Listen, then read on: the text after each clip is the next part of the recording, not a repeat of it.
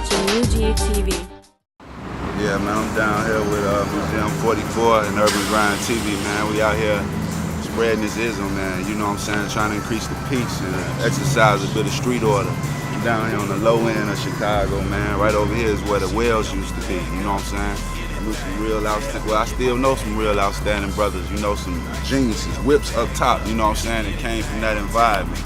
And at the end of the day, man, gentrification, that shit fuck everybody up because you got certain people that have a certain lifestyle or a certain upbringing, and then you just throw them in a situation where they somewhere else that's distant, something that's foreign to them and shit.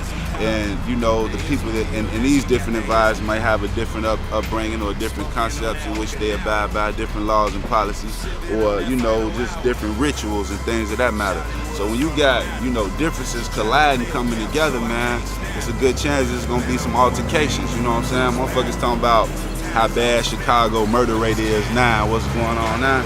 But this shit been going on. It just wasn't as publicized because once upon a time it was behind gates and it was in buildings that went up in the sky.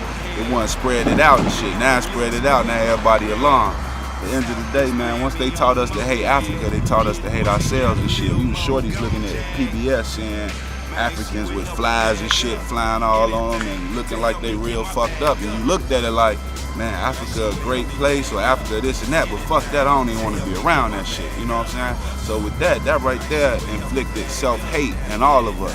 So if you could look in the mirror and not be happy with what you see, how you gonna look at your neighbor down the street that look just like you or might have the same complexion and show him love and shit? So at the end of the day, man, we just gotta start spreading love. We gotta start spreading knowledge, wisdom, and understanding.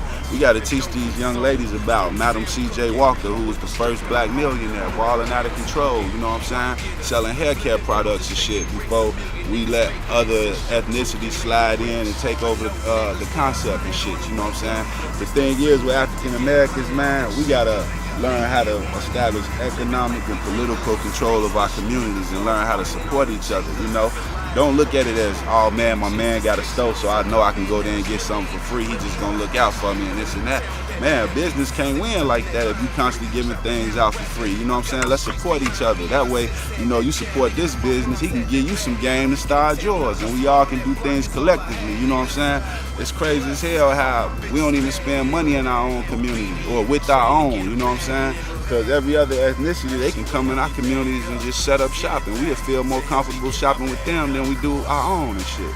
So shit like that gotta change, man. We gotta get rid of the hatred for one another, show love, man, and show prosperity, because at the end of the day, we all can come up and we all can overcome and shit, you know what I'm saying? It's like, we gotta stop looking at us and them. It's we all together, man. And if ain't nothing showed y'all that shit, man, that Trayvon Martin shit should really show y'all, you know what I'm saying? Like, this is an unjust country that we living in and shit. And as long as they keep us divided, they can keep us controlled. They can keep us fucked up, you know what I'm saying? And with the modern day prison system that's going on, that shit slavery, you know? They lock up young black men and shit, throw them in there, or just young people in general and shit.